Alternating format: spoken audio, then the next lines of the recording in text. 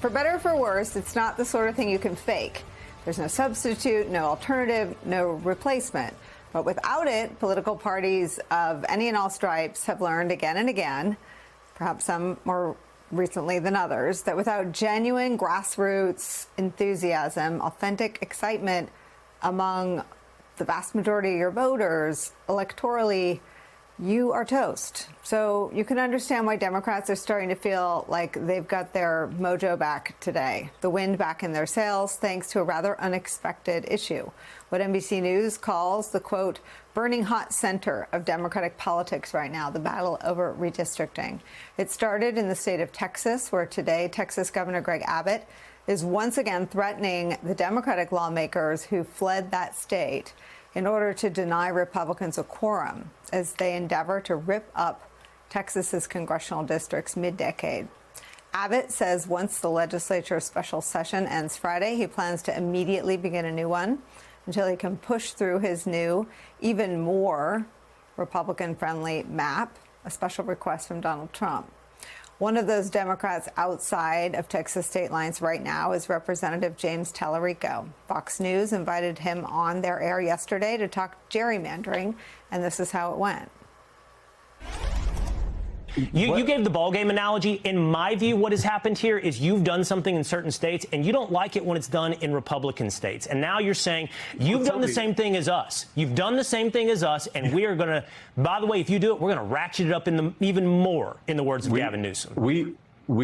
My party has never gerrymandered in the middle of the decade at the request of the President of the United States, nor would we. The only way this is going to happen in blue states is if Texas executes this power grab. You mentioned Massachusetts. Right. Do you know the party of the governor that signed that map into law?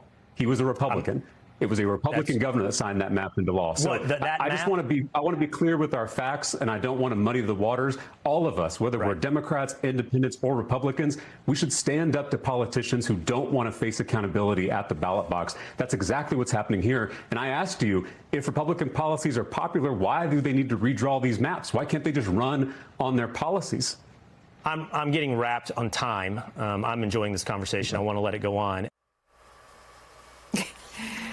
Well, Kane looks like he needs a lifeline.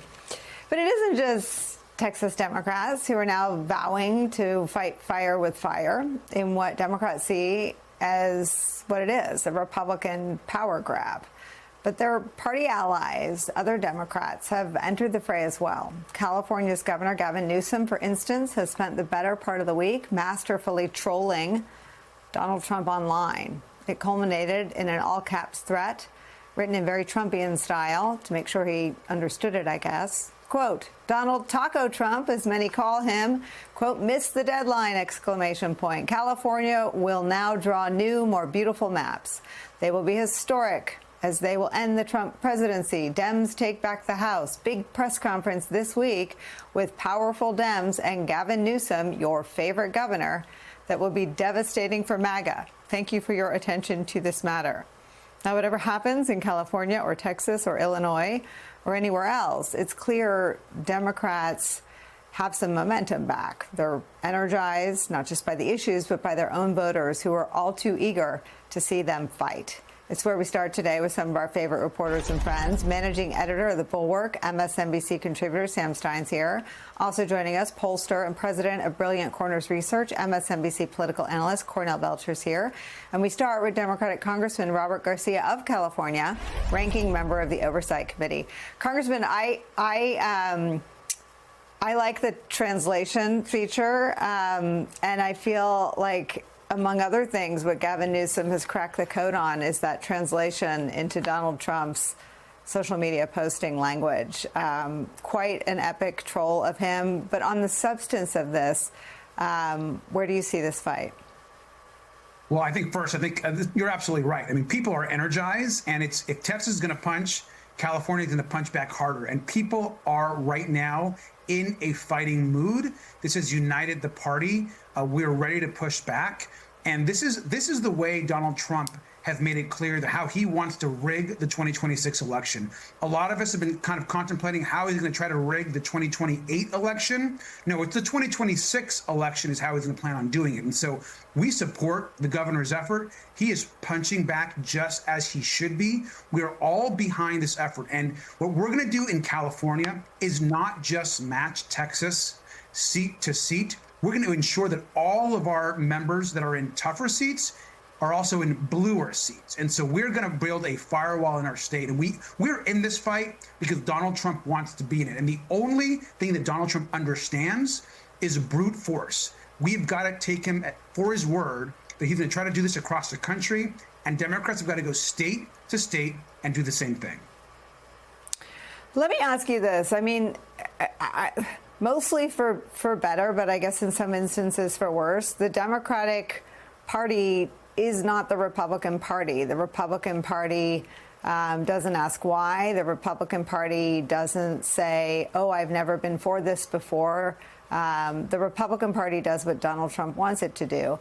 The Democratic Party isn't like that. Do you have unity among elected Democrats? And have you seen data that suggests this is what the majority of your voters want? Welcome to the new Democratic Party. I mean, the reality is that we can no longer play the respectability game. We can no longer always try to be the good guys. We can no longer always try to do the right thing at the right moment and pull test everything that we do. We have tried to do the right thing. We've supported independent commissions. We've always followed the letter of the law, which we should always try to do. We have tried to always be that party that brings people in and that does it in a way that is a respect and commands, I think, a large coalition. We've been losing elections. We lost a presidential election. We don't have control of the Congress. Yeah. And it is time for us to dig in deep and to match whatever the Republicans throw on us and then some. And it doesn't mean we've got to lose our values. Our values are still about inclusion, supporting those that need help the most, bringing folks in, growing the country, supporting working class folks. That is still who we are. But the way we get to those majorities, the way we win elections has to change. And I've not heard one Democrat or voter on the ground ever tell me once, hey, can you please dial it back a little bit? Or, hey, can you being a little bit too aggressive? I am glad now that the party is finally in an aggressive posture, and we are not going to let the foot off the gas. What is the process like? I mean, because of all the things you just nodded to, the norms and respect for institutions, in some blue states, there are steps that Democrats have to take that someone like Governor Abbott doesn't have to take in Texas. Can you just take me through what happens now in California? Absolutely. So in California, the process is a little bit more complicated, but we're going to get it done. I mean, we're essentially, the legislature right now is developing these maps. Obviously, with Congress and the governor's in the driver's seat. These maps will go in front of the legislature. The legislature will vote to put the maps in front of voters. That election is going to happen in November, likely. And so the whole process of actually getting on the ballot will happen in the next 2 weeks. Voters will then vote on the new map in November. And then that map will be the map that folks run for in these new seats in 2026. Now, the process in other states like New York or Illinois, they're all a little bit different. But I've been encouraging governors, legislators across the country, if you are in a blue state or if we have some control over the redistricting process, the time to act is now. Do not wait for the Republicans to start rolling out their next list of states. The planning has to start immediately. If California can do it, and we're going to take it to the ballot, it's going to be very expensive and very difficult to do, but we're going to get it done. Every other state that has the ability to do so needs to do the same thing immediately. Let me read you one more tweet from Governor Newsom, and then I want to bring my other panelists into this conversation. He added this, quote, when Speaker Little Man Johnson is standing in the unemployment line, he can thank Donald Taco J. Trump. Trump missed a simple deadline, something he has often done with his many failed businesses. Now California will fire him with new, more beautiful maps, highly anticipated historic press conference, and this is with your favorite governor. Is this a tone that you would like to see all your fellow Democrats adopt? Look, yes. I mean, look. I think what the governor is doing here is being more aggressive as far as people's tones or how they take on Republicans in their. In a dramatic escalation of political maneuvering, Democrats across the United States are seizing momentum in a fierce battle over redistricting, a fight that has ignited grassroots enthusiasm and rekindled the party's fighting spirit. At the heart of this struggle is Texas, where Governor Greg Abbott is pushing to redraw congressional districts mid-decade, a move Democrats decry as a blatant Republican power grab orchestrated at the behest of former President Donald Trump. In response, Texas Democratic lawmakers have fled the state, denying Republicans the quorum needed to pass the new maps. Abbott, undeterred, has vowed to call consecutive special legislative sessions until his redistricting plan is enacted, setting the stage for a high-stakes showdown. The issue of gerrymandering has become a rallying cry for Democrats, who see it as a direct threat to electoral fairness. In a recent television appearance, Texas State Representative James Tallarico passionately defended his party's stance, arguing that Republicans are resorting to redistricting because their policies lack broad voter appeal. He emphasized that Democrats have never engaged in mid-decade gerrymandering at a president's request and challenged the fairness of such tactics, pointing out that even in states like Massachusetts, redistricting has occurred under bipartisan agreements, such as when a Republican governor signed off on a map. The fight is not confined to Texas. In California, Governor Gavin Newsom has emerged as a provocative leader in the Democratic counteroffensive, using social media to taunt Trump with a style mimicking the former president's own bombastic rhetoric. Newsom's posts, filled with all-caps bravado, promise new, more beautiful maps that will bolster Democratic seats and potentially reshape the national political landscape ahead of the 2026 elections. His strategy includes a high-profile press conference to unveil these plans, signaling a bold escalation in the redistricting wars. Newsom's approach has energized Democratic voters, who are eager for their party to adopt a more aggressive posture against what they perceive as Republican overreach. Democratic Congressman Robert Garcia of California underscored the party's newfound resolve, emphasizing that Democrats are united in their determination to fight back. He described California's plan to counter Texas's moves by crafting maps that protect Democratic incumbents in competitive districts, ensuring a firewall of blue seats.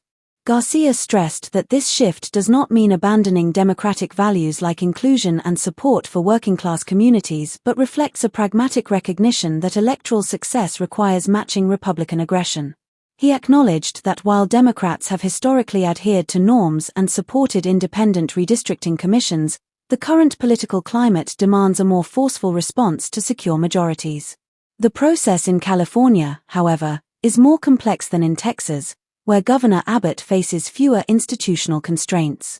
California's redistricting involves legislative collaboration with the governor, followed by a public vote likely scheduled for November. This timeline underscores the urgency Democrats feel to act swiftly before Republicans advance similar efforts in other states. Garcia urged Democratic leaders in blue states to begin planning immediately, warning that waiting for Republicans to make the next move could prove costly. The broader implications of this redistricting battle are profound. Democrats argue that Trump's push for mid-decade map changes is a calculated attempt to rig the 2026 elections, a strategy they refuse to let go unchallenged.